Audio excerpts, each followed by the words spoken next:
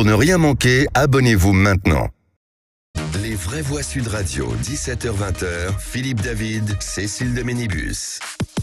Bienvenue les amis, on est ensemble jusqu'à 19h, c'est les vraies voix avec Philippe Bilger aujourd'hui, Françoise Degois, Christophe Madrol et vous au 0800 26 300 300 avec Philippe David. On vous attend bien entendu au standard pour commenter cette actualité et on y va direct et c'est le grand débat du jour. Les vraies voix Sud Radio, le grand débat du jour.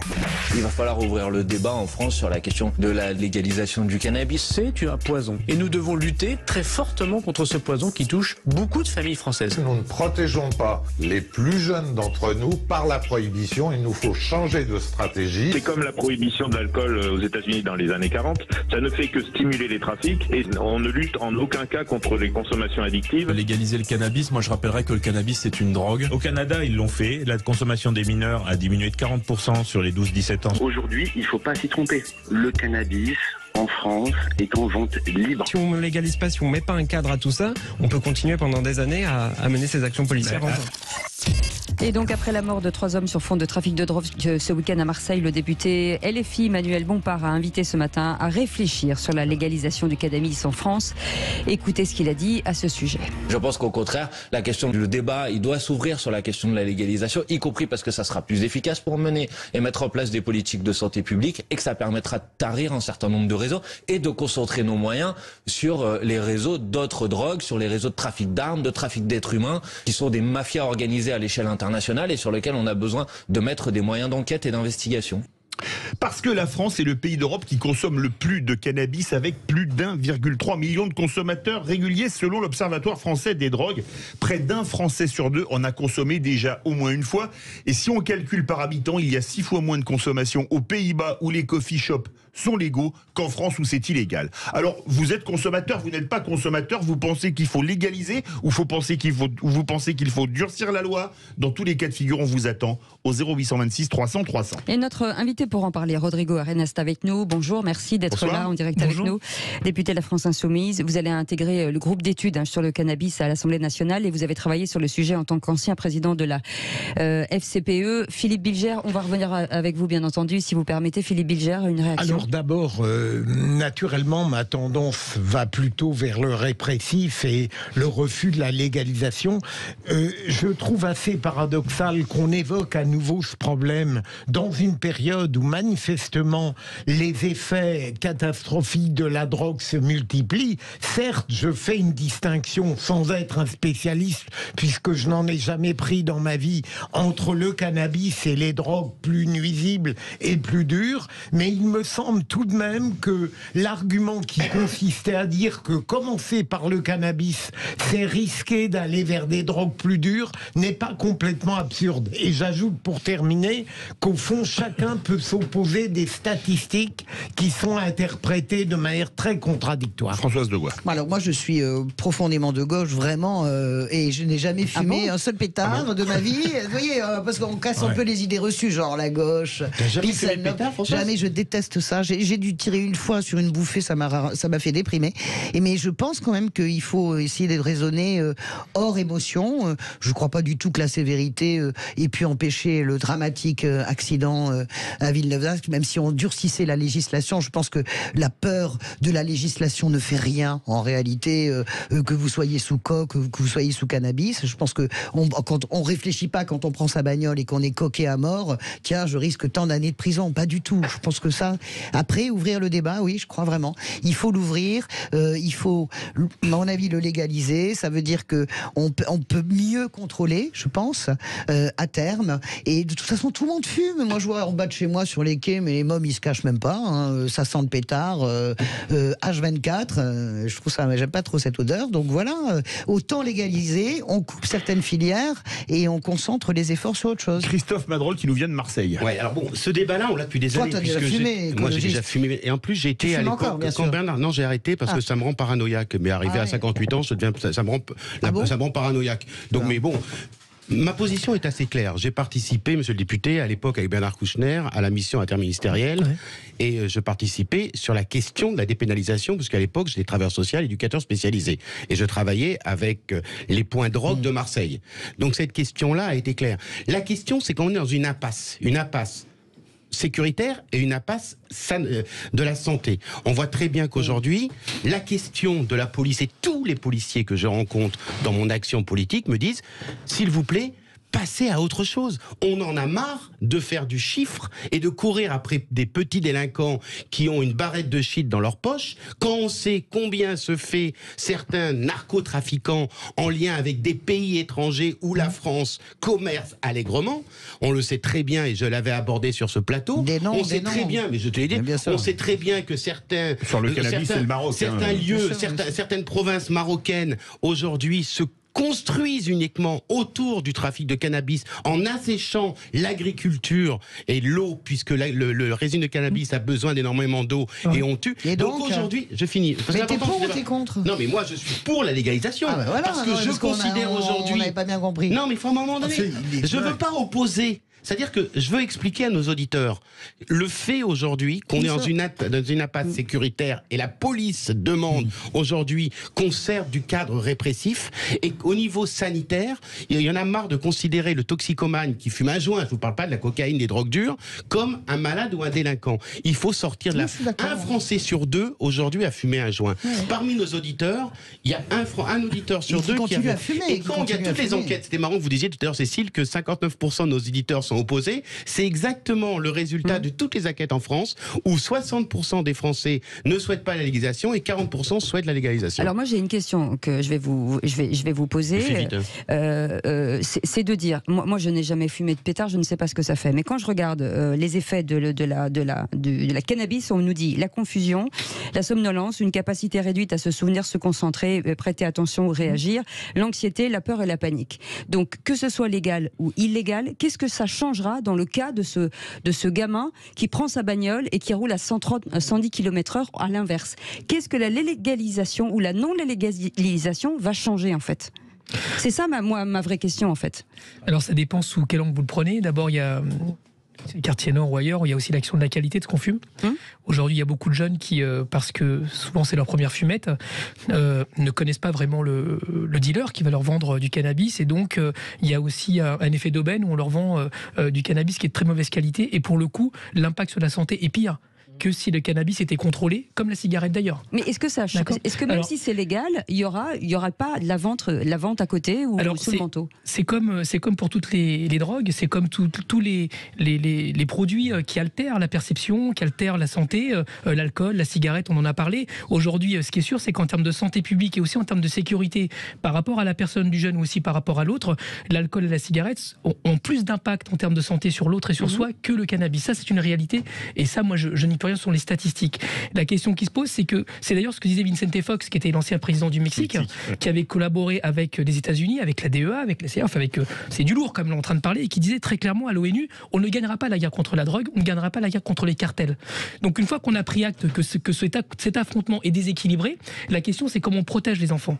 Et comment on protège les enfants, je suis de parti pris de dire que la meilleure façon c'est d'éduquer. De la même façon que quand on éduque un enfant à boire en famille, parce qu'en France par exemple la consommation d'alcool pour un jeune est légale, à condition que l'adulte ne lui permette pas d'aller jusqu'à l'ébriété. Et c'est là où l'adulte est responsable par rapport à l'enfant. Et je pense que nous devons avoir ce comportement responsable en direction des jeunes et des moins jeunes pour faire en sorte que consommer du cannabis, consommer une drogue de façon générale n'est pas quelque chose d'anodin et que nous avons le devoir individuel dans le cadre familial mais collectif dans le cadre de la loi et des règlements de protéger les enfants de ça. Et manifestement aujourd'hui, nous ne sommes pas en mesure de le faire, donc il faut ouvrir le débat, mais de façon sérieuse. Mais vous êtes plutôt pour la légalisation ou pour la dépénalisation? La dépénalisation, c'est-à-dire que vous êtes pris avec 10 grammes de cannabis ou 1 kilo, comme l'Espagne, ça passe, ou la légalisation, c'est vendu dans des coffee shops comme aux Pays-Bas. Et comme en Italie, tu sais que tu as du CBD doux qui est vendu partout en Europe. Ou au Portugal, ou dans d'autres pays aussi. Alors le Portugal a été même plus là, puisqu'il ont dépénalisé toutes les drogues, y compris les drogues dures. C'est vrai, mais c'est dépénalisé, c'est pas légalisé au Portugal. Absolument, et vous avez raison de faire la susciter. C'est pour ça que moi aujourd'hui, ce que j'en pense,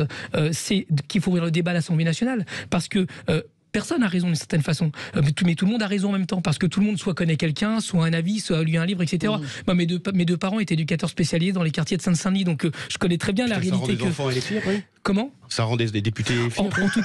En tout cas, ça engage. Je n'écoute pas cette émission. En tout cas, ça engage un fils d'exilé politique à rendre à la France ce qu'elle lui a donné. Ça, c'est certain. Je te suis. J'adore ce que tu fais. Donc la question qui se pose pour moi aujourd'hui, j'ai mon avis personnel sur la question. D'abord parce que j'ai travaillé en Seine-Saint-Denis avec un maire qui s'appelle Stéphane Gassillon, qui a posé les questions, qui a mis les pieds dans le plat et qui l'a payé cher d'un point de vue politique d'ailleurs, parce qu'on paye le courage, le maire de Sevran, absolument, qui s'est engagé résolument là-dessus. Moi, je militais avec lui en tant que citoyen, etc. Que je m'engageais à ses côtés. Ensuite, j'ai été, comme vous l'avez dit, président d'une fédération de parents d'élèves. Et quand j'expliquais à l'Assemblée nationale que les écoles servaient de lieu de stockage pour la drogue, y compris parce que les gamins, on leur demandait d'aller chercher le cannabis qui était caché, etc. Donc, aujourd'hui, ça a gangréné la société. Donc, on ne parle pas de la drogue aujourd'hui, on ne parle pas du cannabis comme on parlait il y a 30 ans. Et pour ça, il faut ouvrir le débat. Donc, je ne préjuge pas de ce que décidera l'Assemblée nationale, mais je préjuge du fait que si on ne s'empare pas du sujet, alors c'est le populisme qui s'en emparera. Je vous pose encore une petite question. Oui, je laisse la parole aux vraies voix parce que c'est plutôt eux. Juste de dire, vous parlez d'éducation et donc ça veut dire que si on légalise le cannabis, ça veut dire que les parents vont fumer tranquillement à la maison. Mais non. Mais non, Vasile. Pourquoi ça se passe pas comme ça en fait? Non, mais attendez, vous plaisantez. Cette question-là, François, cette question depuis 30 ans est chargée de fantasmes. Rappelez-vous les écrits d'Olivenstein. Mais si c'est légal, c'est comme une cigarette ou un verre de vin. C'est-à-dire que, moi par exemple, je ne bois pas du pastis tous les soirs. Je ne bois pas du pastis tous les soirs devant mes enfants. La question de l'éducation. Tout à l'heure, notre ami parlait de la question du THC. Tu ne fais pas un repas avec tes enfants, tu m'expliques que tu vas pas voir tu vas pas boire un verre de vin avec ton épouse, avec tes enfants. C'est deux choses différentes ce que vous dites. C'est consommer un verre d'alcool en famille devant les enfants, certes, mais se bourrer la gueule devant les gamins, ça c'est autre chose. Non, mais Rodrigo, il y a un aspect éducatif et c'est là où l'éducation entre nous deux. Rodrigo, la question qu'elle pose, c'est-à-dire qu'à la fin du dîner, tu bois un verre avec tes enfants, donc tu te bourres pas la gueule pour reprendre votre charmante expression, mais ça veut dire que tu te roules un joint pour te détendre, tu te roules un joint de rouler une cigarette. On est bien d'accord qu'il y a un rôle éducatif dans tout ça, y compris les parents. Si tu prends un verre, Philippe il est perdu. 0826, au contraire. Vous n'estimez pas la responsabilité des parents de leurs enfants. 0826 300 300. Jean-Pierre est avec nous. Bonsoir Jean-Pierre, vous nous appelez de Marseille. Bonsoir Jean-Pierre. Bonjour. J'ai déjà interviewé sur votre antenne. Et puis mention spéciale à Monsieur Madrol que je connais un peu. Voilà. Il est top, on l'aime bien. Pas dans ce débat, mais on l'aime bien. Ça va, sur ce débat-là, sur cette question-là comme sur d'autres, on ne sera pas d'accord. Moi, je suis contre l'idée de légaliser. Je vais donner un exemple simple. Aujourd'hui, il y a un trafic de cigarettes important que M. Madrol connaît peut-être, juste à côté de la Canebière. Dans le quartier de Noailles, Jean-Pierre, vous pouvez le dire. Ça n'empêche pas, donc pourtant le tabac c'est légal et ça n'empêche pas le trafic. Donc légaliser ne va pas empêcher le trafic du tout, donc ça ne sert absolument à rien. Et c'est la tendance naturelle, malheureusement, de ce côté de l'échiquier politique. On a un problème, on n'arrive pas à le résoudre, légalisons, renonçons. Donc moi je ne renonce pas. Laissez-moi finir. Pardon. Voilà. Donc moi je suis au contraire partisan d'appliquer les lois aussi durement qu'elles peuvent l'être appliquées, que les juges aient moins de marge de manœuvre pour moduler les peines et qu'on soit dans une sévérité absolue. La différence entre un verre de pastis ou un paquet de cigarettes, c'est qu'après un joint, on ne peut pas aller travailler. Après un joint, on n'est pas en état de travailler, on n'est pas en état d'assumer un rendez-vous, d'assumer une vie sociale. Ça détruit la société. Et je suis fasciné d'entendre des députés ou des élus ou des journalistes dire qu'on peut légaliser. Ça détruit le cerveau. Ok, vous avez votre point de vue. Juste une question, juste un point sur la cigarette. Pourquoi le trafic existe dans plein de pays quand vous voyez balader en Afrique et partout? Parce que c'est le prix du paquet de cigarettes qui joue là. C'est pas simplement... C'est-à-dire que vous comparez des choses qui ne sont pas comparables. Il y a du trafic de cigarettes parce qu'aujourd'hui, les cigarettes légales valent 11 € dans un bureau de tabac et que vous les avez à 3 € à la Canebière. C'est la et encore moins cher à l'aéroport de Dakar. Elles sont à 1 € la cartouche. Je vous laisse imaginer ce qu'il y a dedans. Oui, mais le shit, c'est pareil. J'aime bien l'intervention de notre auditeur. Non, mais sans forcément aller jusque-là, parce que je crains que le laxisme a tellement été en œuvre qu'il serait très difficile difficile de revenir à une répression de ce type. Mais j'aimerais poser à Rodrigo une question. Sur le plan pénal, est-ce que vous ne craignez pas que, au fond, cette attitude qui montre qu'on voudrait légaliser parce qu'on est dépassé précisément par l'immensité du problème, puisse gangrener un ensemble de répression pénale au pluriel dans d'autres délits, où la justice est impuissante, et finalement on pourrait dire, mais au fond, on baisse les bras. Non, parce que je pense que les Françaises et les Français, et ceux qui sont nos compatriotes, sont des gens responsables. C'est pas parce que vous avez une personne sur deux qui fume du cannabis que c'est des délinquants en puissance. De la même façon, c'est pas parce que dans les fêtes de famille, on consomme de l'alcool que les gens sont des délinquants en puissance et qui vont prendre le volant. Déjà d'acheter de la drogue, vous êtes quand même hors cadre. Oui, ce que je veux dire, c'est que...